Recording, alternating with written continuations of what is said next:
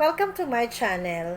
Ang vlog po natin ngayon ay may kinalaman din sa comment. Okay, medyo may mga bride na nalilito. Ano po bang pagkakaiba ng bridal accessories at ang church accessories? Okay, pareho po ba ito o magkaiba po ito? Okay, ito po ay magkaiba. Yun po ang sagot. Okay, pag sinabi natin bridal accessories, ang una ang pumapasok agad sa isip nila ay yung mga earrings na susuotin, kwintas, sing-sing, bracelet. So, ibig sabihin, alahas, in short, jewelries. Ang bridal accessories po sa real wedding, kapag ginamit natin yung term na yon, ito po ay tumutukoy sa crown. Okay, crown ng bride, head veil, yung kanya pong belo. Meron din po tayong mga hand gloves. Yung iba po gumagamit ngayon, pero iba hindi po, lalo na kung summer kasi medyo mainit. And of course, yung pouch bag nung bride. Okay, yan po yung mga tinatawag nating bridal accessories. So, ibig sabihin, pag bridal accessories, nakadikit po yun o sinusuot ng bride. Okay, wag po kayong malito.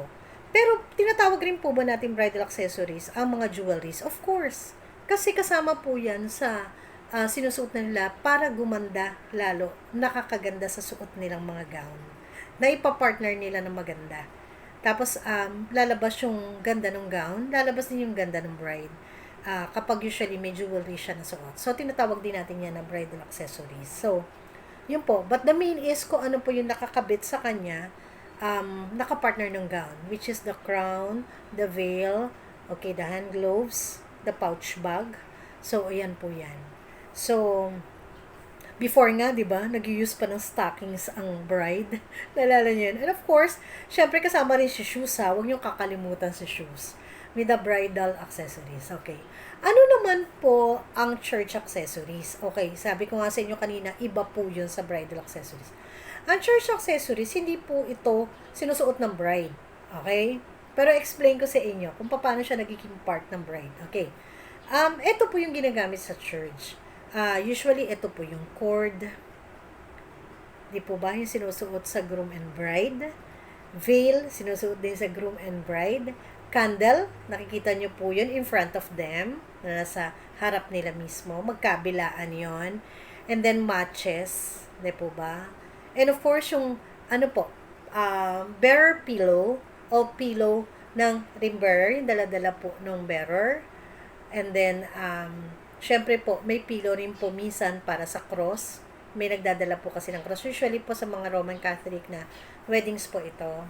And then, so ring, so yung coin na pillow, so yung lalagyan po ng ating coins, meron din po siya, part rin po siya ng church accessory. So, kung tatlo yung bata, tatlo po yung pillow. Minsan po nagiging apat, dahil minsan sinasama pa po ang sa rosary, okay, na pillow. So, pag sinabi natin tatlong pillow, okay, we have the ring, lalagyan ng sing-sing, lalagyan ng coin, lalagyan ng Bible, at syempre yung pang-apat, lalagyan ng rosary.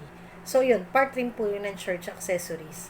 So, ayun po, sana malinaw na po na magkaiba po yung bridal accessories sa church accessories.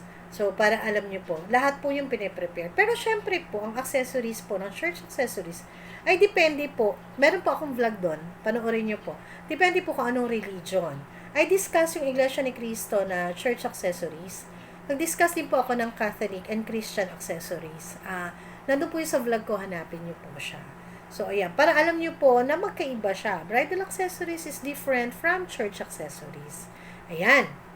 So, kung may gusto pa po kayong mga topics, mag-comment po kayo. Bigyan nyo po kami ng suggestions. Lahat naman po yan binabasa ko kada weekend. So, para makagawa tayo ng mga vlogs. Please continue watching and subscribe. Sana po huwag kayo masyadong mag-skip sa ating mga ads. Please share and like para po sa mga susunod nating vlog. Maraming makinabang. Maraming salamat.